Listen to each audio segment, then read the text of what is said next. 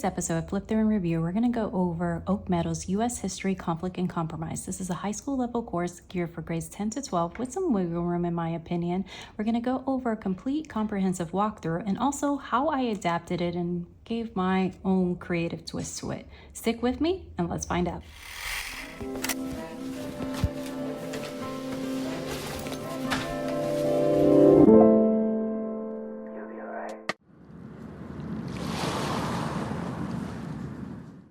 Welcome old and new friends.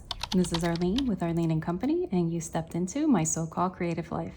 In my series Flip Through and Review, we walk through homeschool resources in an in-depth way that it goes beyond just showing you what the curricula offers, but also giving insights and how I adapted it and how I would use certain elements. And hopefully this is your way of window shopping and deciding for yourself if this is something that may be right for you or your family.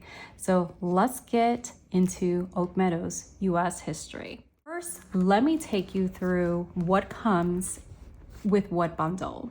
So there is two options. You can buy it with the teacher guide and without. Without the teacher guide is intended for those that enroll into Oak Meadow's enrolled program where it's teacher led, and then you would only get the course book and your spine, and that's it. If you're teaching it yourself, I really highly do recommend that you get the teacher guide.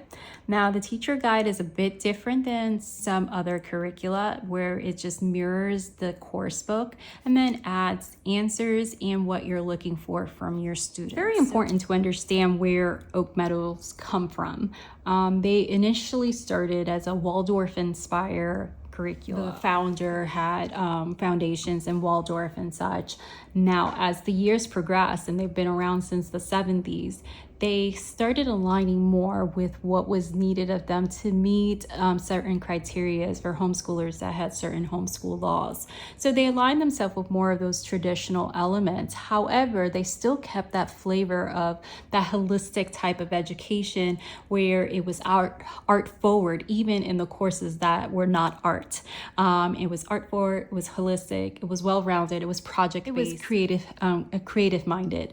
So that followed through year after year. They have gone through many revisions. They have gone through many updates. So if you picked up from like a used seller or eBay or whatever, an older edition, it can look vastly different to what I'm showing you today. And this particular course is the most updated edition. So if you have a previous Oak Meadow U.S. history, this is going to look different from that. This is a secular curricula, and if you are familiar with the lower levels, it works a little bit different of how it builds up, and it does have more that Waldorf influence where you study a particular area and particular culture and its people, fully immersing in their original text as well, but viewed through a secular lens, and that progresses through the middle school years, and then the high school changes a little bit because it's what just you see traditionally just like world history, just like U.S. history, and we have the world history on our hands as well. So U.S. history, conflict, and compromise. It is geared, it is suggested for grades 10 to 12. I say depending on your student, you may be able to do this U.S. history in 9th grade, but let yourself decide. They have ample amount of samples where you can see full lessons on their website and get a very good look at it. And I highly suggest not only looking at that, but implementing it for a week or two and seeing how you feel about it, because it is an investment. Oak Meadow is not one of your less expensive curriculas. However, if you know me, you know that we have had a blend, whether it's a blend or as a primary, Oak Meadow in our mix since the early years. So we are very familiar with them. I have even reviewed their preschool year when it came out years after we no longer needed it, but we have personally used from grades 1 and up, and then I've reviewed their lower levels as well. So I'm very familiar with their progression, and I'm familiar with how it builds up, how they set you up for the high school levels. And I think that's important distinction of progression and how they scaffold things. This does not look like your traditional curricula. If you're looking for that, this is not going to be it. It's not going to tell you day 1 do this, day 3 do that. It's not going to tell you you're going to check this on this day. It's not going to give you that. It is written directly to the child starting in 4th helping grade. Them build up that independence from that grade on, and then leading into the high school years where they can follow the schedule and be fairly independent with it. But there's obviously a teacher guide, so you can still guide those lessons, especially with a subject like history. So let's take a look. Okay, so you can get a complete bundle would be the course book. This is your teacher edition, and this is the spine when it comes to this year. And we'll talk about the spine because I know you're like, wait a second. I know. And I gave this spine a good college try. It was not my favorite, but that doesn't mean it's a negative. Okay, let's hold on to that thought. Does not mean that. Let's look at the course book first, and then I'm sorry about the glare, it'll disappear in a second.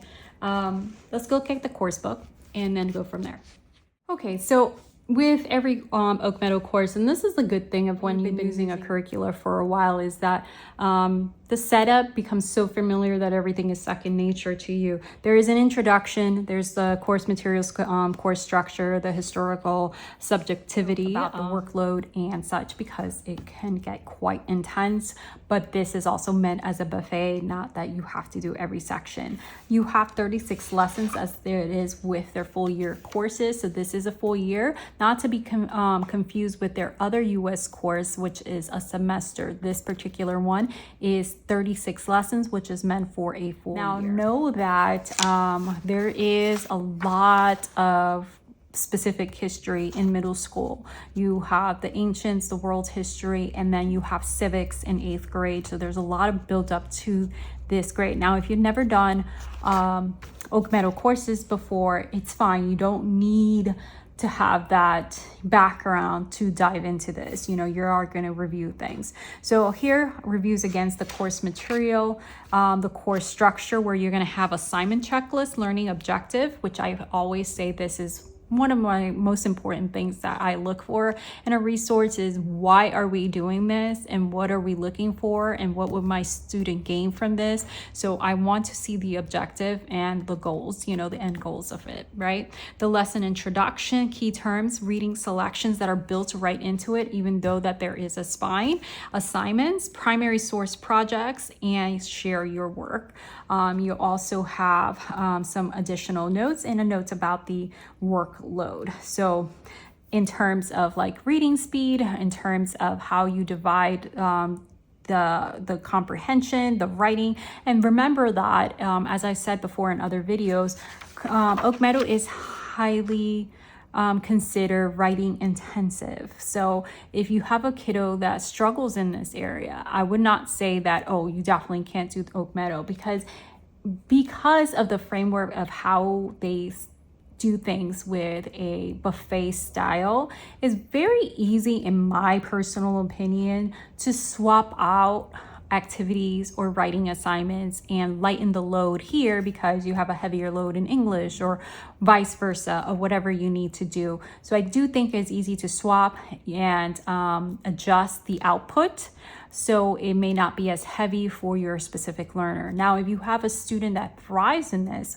or someone that needs to be challenged, I feel like Oak Meadow is one of those type of courses that will definitely challenge your student and can very easily lend itself into an honors course, in my personal opinion, for whatever that's worth. Okay, so here, for example, you'll see lesson 1. I will review what that means, as I've done with every Oak Meadow review. The playlist link down below so you can see other courses that I've reviewed from earlier on. Anything earlier than the 6th grade is in my Instagram, where it used to be IGTV. So those are down there. So if you can't find it, just message me over on IG and I'll find it for you. Here for lesson 1, that means 1 week. That's the framework, that it means 1 week. Now, if it takes you 2 weeks and you're planning on doing this for a little bit longer, then that's fine. But one lesson is equal to 1 week. That is the objective. All right. So in this lesson, you will remember this is written directly to the child. Compare and contrast the prehistoric development of Afro-Eurasia with development of the Americas. Now, with the years, they have become more diverse, and I have seen it because it's been an interesting twist to see them rework, and it has been a process. This one I purchased, but in the past I have received several of the courses in exchange for my honest review, which you've always gotten. Because I wasn't sure that I was returning to this framework of reviewing curriculums and stuff, I stopped accepting review copies for a lot of things, for a few exceptions here and there.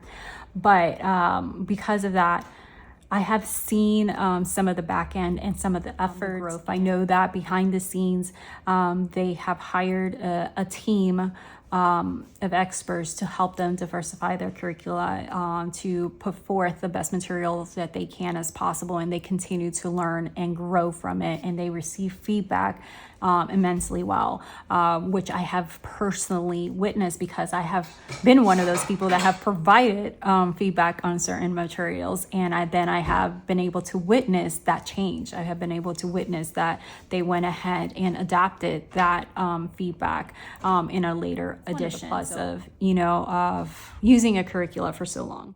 My teacher card and stuff, you saw a lot of primary sources type of things, and organization things, you saw a lot of primary sources documents. I also adapted this to this course and got some primary source documents that look like little historical documents as well, kind of just like bring it a little bit alive. But that is a big emphasis with the curricula here, that you are doing that. One of the other resources that I adapted with this curricula was the digital inquiry. That helped like enhance the lesson and have some more conversations and things on specific topics. So I was glad to have that free resource that I was able to add in, not because this didn't provide it, but just so another avenue to take. Then it gives you a lesson introduction with a big picture. By completing readings and assignments in this lessons, you will be able to provide the knowledge and answers to the following questions. So here up front, what your students going to learn, what they're going to what they're learning from it, and what they're going to gain from it, right? And I love that. I love that when that is included in that framework. And we see that more with traditional curricula and not so much with homeschool specific curricula. Sometimes you do, but most times you don't. Here you have the assignment checklist that your student can use to just kind of keep things together. And here, for example, read the lesson introduction, complete the textbook reading, historical interpretation, explain why and how the cultural divergence and convergence occurred in Afro-Eurasia and the Americas. Geographical analysis, should and how the natural world and political boundaries will influence cultural development of Native people. Chronological reasoning, highlight the connections between the real and imagined historical events. Compare and contrast, evaluate the different approaches of exploration and exploitation of the Americas. There is quite a bit that is critical thinking, that is part and that is infused throughout this course, and is also true with their science courses, which is one of my favorite things. Is there's going to have here a little box here that is going to say the key places, terms, and events, and individuals. So if you're working on a timeline, if you're working on history vocabulary or social studies vocabulary and whatnot, you can have this easy at a glance that you can go ahead and reference and do some one-on-one together, or assign it to your student. Then here you have the reading selection. So this is usually how it follows, is you have the reading selection, and it will also tell you if you have to read something else after the assignment. So this is kind of like the little intro blurb that is included, and this is one of the things that my daughter really enjoyed, the way that this was explained. She felt that it was clear, and it was something that she actually retained, and it taught her something, right? So these usually go a few pages, and it also has like maps or photographs or things like that that are referenced throughout. Then you have here, it will tell you like read, and now you're bringing in the spine. And in these truth, read chapter 1. Now let me just give you an example of how many pages that is. So this is 1 week. So keep in mind, we're talking about 1 week. So we're going to go into chapter 1, and I want to give you a true reference Now, of course, I always like my students to read the introduction, even if it's not assigned to them. And this is something, I'm not gonna lie, that we had to read together because I found this spine and some people absolutely love it. So please do not take me like I'm crashing this down or anything like that. Some people absolutely love it, thinks it's great. And I personally think it's super dense and it's very, like at a collegiate level. So I definitely know why the recommendation was for like 10th grade to do this, maybe for a little bit more maturity and stuff, to read this specific spine. I personally wish that they would have chosen a different spine. However, I spent an enormous amount of time because I have had this curricular for a while. We used this in 9th grade. My student is in 10th grade and I bought it way before we needed it. And I searched for so long for an alternative spine that would work and that we had not read already because we've done river voices and such. I just hit a wall. So we went ahead and said, okay, let's give this the good college try. And we read this together. I will say that even for me, reading it as someone that loves history and is a history buff, this was very dense to me, and it was just very dense.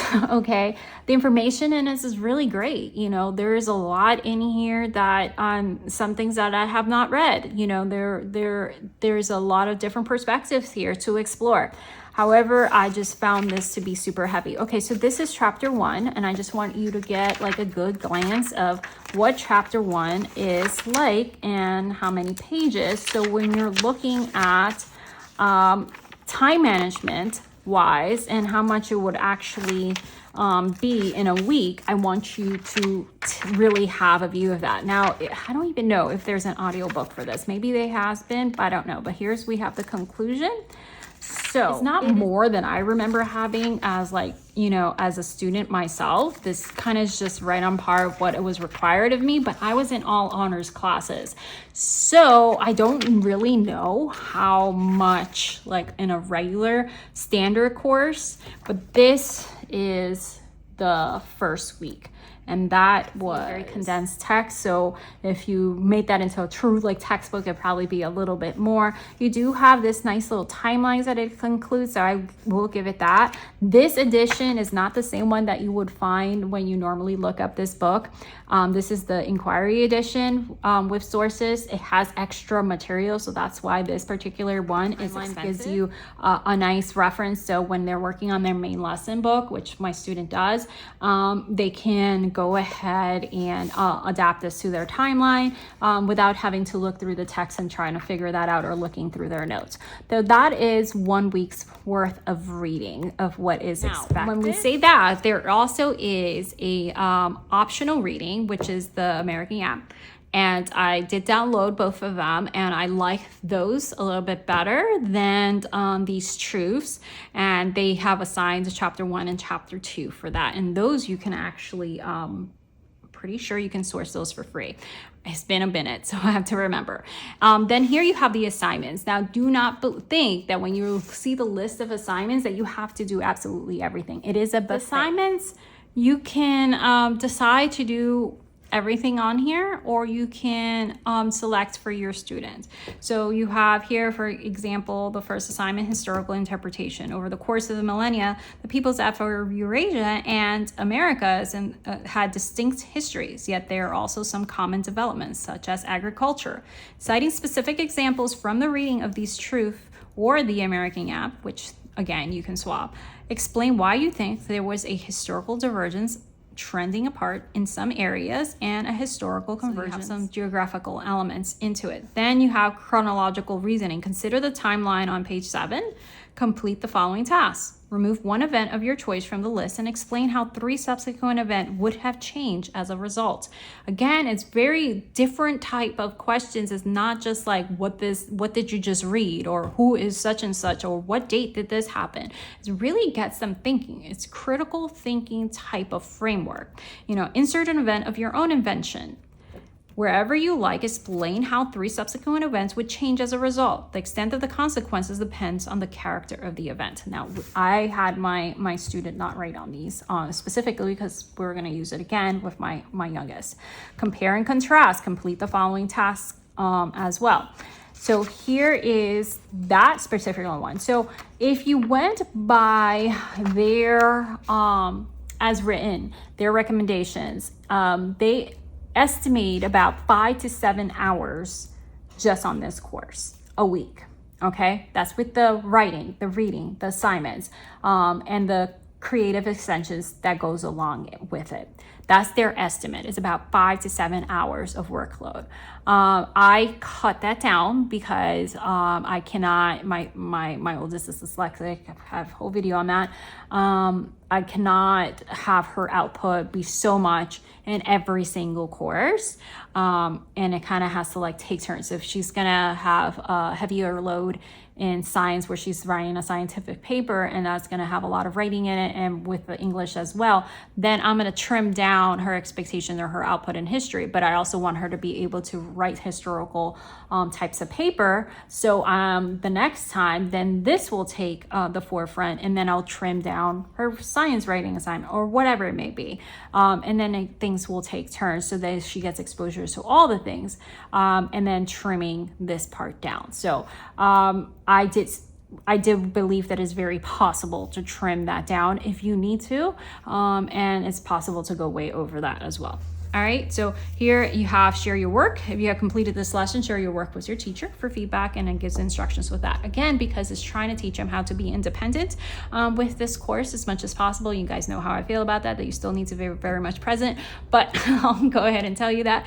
Obviously, even when the courses are independent, you really need to be checking in and stuff like that, because you never know what gaps are happening or things that they're skimming by because they didn't quite understand it and they're not really reaching out to you. So here again, just so you can see at a midway point. Now, we have not done every single lesson in here because I specifically jumped to a certain part that we had not just done because we had just done U.S. history and we had done the earlier days.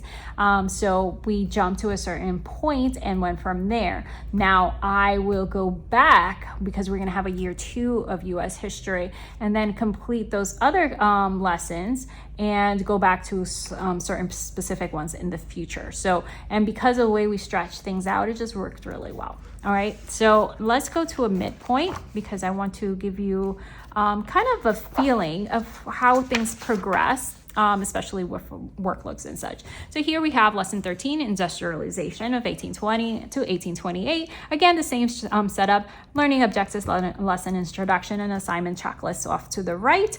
So you can see that as well. You have a textual analysis here, and there is some projects in between that I'm going to show you. You have here the key places, terms, and reading, the same thing with a selection of the reading, and then the assignment right on here of your reading assignment. Now, what I do with my student and what I suggest is that before they go and just read this in order like this, is that they read the learning objectives, read the big picture, and then skip over, which actually I believe that they also recommend, to knowing what the reading assignments is going to be, knowing what the assignments is going to be ahead of time so they can learn to budget their time. So before they get into starting reading everything, I want them to know what the assignment is going to be, what are the questions going to be, so they're more highly aware of it as they're reading the selections and they're paying special attention to it. It's something that I've always done, even as a student myself, way back in the day, and read the questions so I can highlight that in my mind as I was reading to the thing. So that I would also suggest with this is to jumping forward, seeing what was expected of you, and then going into your reading assignments and such. All right, sometimes you also have some curricula links that is available that you actually can preview for free yourself right now, right on their website, that are assigned for each lesson, and that you can enhance some video elements to it. This is where I would adapt, and I would add some crash course classes, or I would add some of the TV show, the U.S. history one, and all these other different things, and then adapt some other library finds and books as well that we read together or that was individually assigned to her for reading, and that's what we did. So last school year, I actually went ahead and took a quick video clip before returning some of our books to the library, but this is not an all-inclusive list. This was one of the books that she read independently. This is one of the books that we actually had as a like morning workup type of thing with different questions that was going along our main lesson block, and I actually roped in my son along with it, and it's very easy to add different different literatures and different like quick reads throughout. This one was really cool because I liked bringing in those like historical type of documents so they can actually see like the news articles and such, and that really brought a lot of richness to it. So again, having those specific elements were very helpful, and I would never be afraid if you're using something like Oak Meadow to add your own pieces of literature to it and take some rabbit trails from it. And it's actually something that they have always encouraged you to do as well. We had some quick one reads too, like some graphic novels that you may be familiar with, and additional reader alouds that we went ahead and tried out. So here, again, you have the textual analysis, read the text, and then choose 3 sentences of document that best summarize its main point. In addition, those 3 sentences provide 1 sentence of your own commentary for each selection, plainly explaining its meaning and significance. So here we're looking again at original documents and learning how to interpret them and stuff. Now, for some student, the guidance that it provides, and it does provide quite a bit as you build up, obviously we skipped over, maybe more than enough, and some you may need to supplement that area and give them more to be able to complete assignments like that. That's why you saw some of my history spines that I have, of teaching history and, the digital inquiry and all that jazz. Historical interpretation. So here's an example of something that they're just putting themselves in a different point of view. Commenting on Andrew Jackson's victory in 1828 presidential election, a Richmond, Virginia newspaper stated that the Republic had degenerated into a democracy. And then here's source where this is found. Some observers in 1828 have taken a critical view of democracy, and why might they view Jackson's election to be indicative of rising democracy? So again, we are putting ourselves in the point of view of a different time point, which is not always possible, but again has a kind of a deeper layer types of questions, which requires a little bit more in-depth thinking and studying and rereading oftentimes, right? And I think some of these are some higher level thinking that may require your guidance and assistance depending on your student. This is why I also, especially if you do every part, I feel like that Oak Meadow lends itself into an honors level class. My opinion, let's not go into like debate or whatever. It's just my opinion. All right. So geographical analysis and history and philosophy. How free was free citing labor? Evidence from chapter 9 of these truths describes some of the ways in which wage labor and new technologies defined and limited the lives of ordinary people in early 19th century. For added challenge, you may do some additional research on the lives of the early 19th century workers to support your response.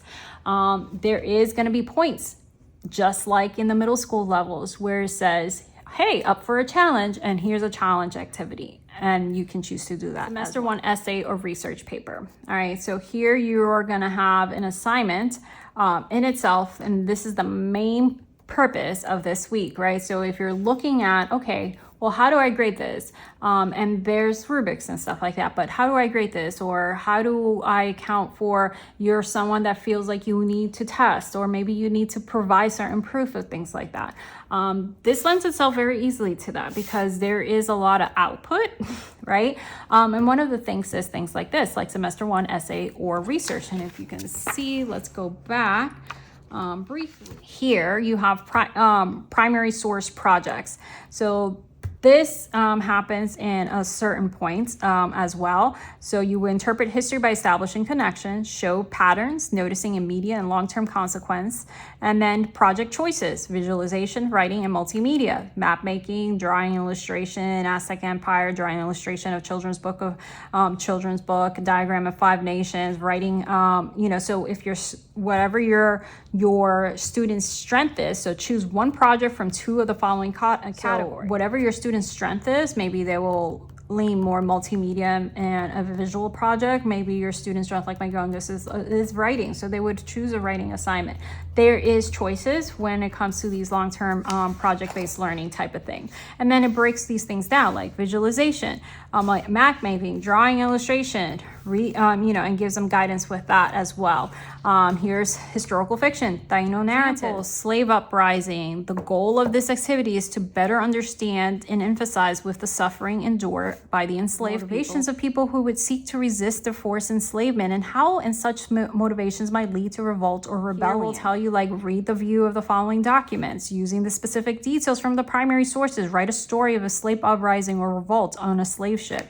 And so this is a creative assignment, but it requires them to do some actual real life research and connect it to your primary source. So again, you've seen that holistic twist, that Waldorf influence still in there. Semester 1 essay or research paper. You have the assignment here, the Declaration of Independent States. We hold these truths to be self-evident, yada, yada, yada. And then the research paper, choose one of the important places, terms, events, or individuals from the list at the beginning of each lesson in the first semester that interests you, and write a 5-page paper on the topic based on your own original research. Include text citations, and this is something that is covered all through middle school and covered again in high school, and has a reference guide for that as well. In your paper, answer the following questions in clear thesis statement. How did your chosen person, event, place, or concept change or influence the course of U.S. history? And then it tells you again the guidelines of what you need to do. And then you will see that at the end. Then optional oral exam. So it gives you another option to dive into it. Here is also something that I really like, that a semester study guide is something that they included, and I really like this because it's a nice little reference sheet and cheat sheet, honestly. So use the study guide to prepare for your oral exam, read each question, check your knowledge. And we spent a long time on American independence and the revolution, the early republic and expanding nation, industrialization. Go into your next semester and go from there. So here you also will see that you will bump into, you will have another primary source project. There is a primary source project after every third lesson, I want to say, yes. So number 3, lesson 6, lesson 9, lesson 12. So all those are primary source projects, and they continue on all through the second semester. You see that through. And then you also have those essays or research papers semester, but there's writing in between as well. So you have that primary source, and then you have the big papers. Things about having an updated edition is that you're gonna hit more of the more recent history and cultural shifts and changes and things like that. So for example, you're here on lesson 34 and you're in the 2000s. You have quite a bit of what recently has come to terms in the last 20 years, which, with some older curricula, it doesn't really have quite reached that point yet. New culture wars, and that is something that is more very, very recent. Has political divisions and such. The global pandemic is also covered in here. Last week is your semester 2 essay or research paper, which basically you can count as a final exam. If you need to make your life in the transcript world a little easier and figure out what you're exactly grading when it comes to social studies. So this is a final research paper or essay 2. Again, there is shorter writing things in between, which is, I like the way that's done, because everything, I think a lot of homeschoolers kind of may lose touch of how things are really scaffolded in on the traditional side. And I know not everything needs to be like the traditional side, so please don't twist my words. I'm just saying that a lot of people lose focus and try to make everything like every single week they need this long paper. And actually studies have shown that with the shorter response type of thing and focusing on these shorter response texts, whether it is a short essay or a short response, and having them like really polish that in the long run helps with their longer projects. So you have shorter response, big essay, shorter response, big essay.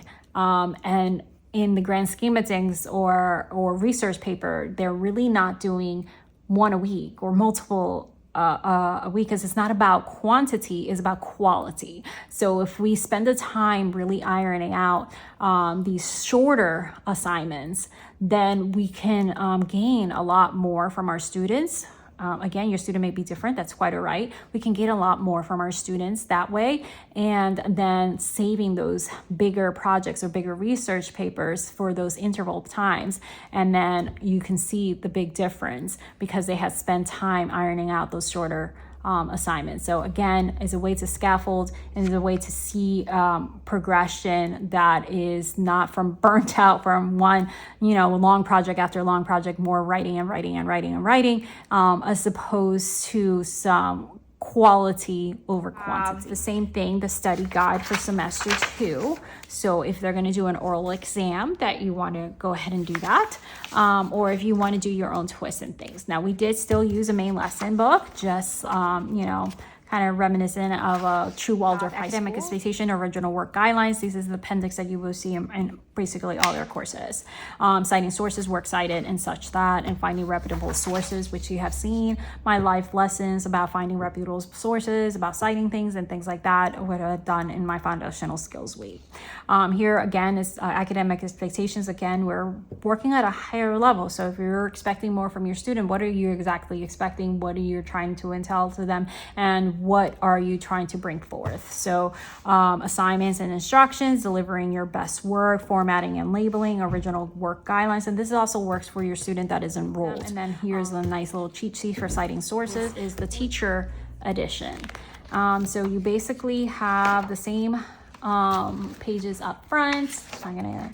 The introduction, and everything that is in orange is for you, the teacher, your responses of what you're looking for. So this is what you're getting when you get the teacher edition, and it's not always just the answer. Sometimes it gives you tips on how to present a certain lesson or a certain concept. So you see all this is exactly the same, and then here we go. All right, so here, for example, assignments. You have the historical interpretation. Student might point to a number of important differences that led to diverging histories, such as, and then it gives you some pointers and things like that of what the students may say and what you may be looking for.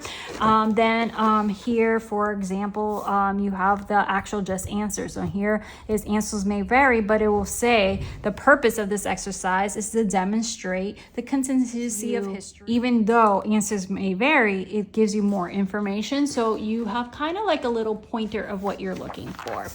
So again, that all just follows through. So this is exactly the same as your student book. It's just gonna have answers when answers are needed. So that is for you to decide if you feel like you need it or that you have enough with the course book and you can work with that. I've always been in the camp of getting the teacher guide when teacher guides are available. That's just me, even if it's my strongest truths is, like I said, it is quite dense. I still think this is a good source. I think for the intended audience, it may be a hit or miss depending on the child. This is from their newest edition. I will just say that this to me was not my favorite spine. Maybe it's my ADHD brain, maybe it's her ADHD brain, autistic brain. We didn't connect with this text. So I did swap midway point, and instead of reading here, I would read from the American app, and then I would add a literature from the library, and we would pick things on that topic that were either shorter reads or it was part of her longer reads on a particular area or subjects, right? And then we just weave that in, and that's the way I did it. But I did still want to lean into what was here. We just didn't necessarily lean into this text that much after the first semester, just because it was so very dense to us. So again, I still am going to use U.S. history again. I'm going to use it again for my youngest child. I'm hoping by then I will find a replacement that we have not done yet, because that's the trick. Because a lot of the replacement that you're gonna name a few, and I'm like, yeah, ready, we've done that one, done that one, done that one too. Is something else out there that I don't know. That's why I am looking forward to our second time around with U.S. history, where we are gonna finish the time periods that we didn't get into last year, and include my son into it, because then they will both be in high school, or officially both in high school. Is that I'm going to incorporate Build Your Libraries level 12, which is U.S. history, because I really do love her book selections, and I think it blends easily. Build Your Library, it blends easy with Oak Meadow for me. So that's what I will do. I'm hoping by then, maybe I don't know, maybe a few years before they come up with another spine suggestions. They do have some review questions. Maybe a second time around I'll feel differently about the spine. Maybe I will like it. I don't know.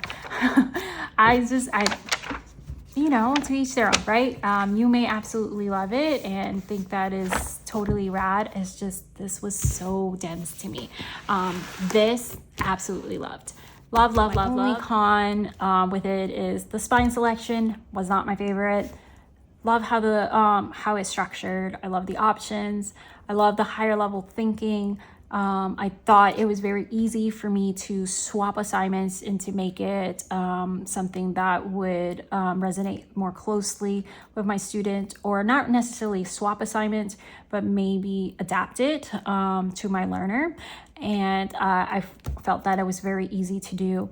I feel that their projects and stuff are very nicely thought through. Definitely wait for an older high schooler. I would definitely, if your student is a ninth grader just entering high school, you want to do U.S. history, you really want to do Oak Meadow, I would just look at the child in front of you and make sure they're ready for higher level type of text and information. And if the spine is not good, that's why I wanted to show, like, read to you certain assignments, so you could kind of get an idea of what is actually being asked of them in this particular course. And if it's going to be something that is adaptable for a younger high schooler. If not, I would go with the recommendation of 10th grade and up, right?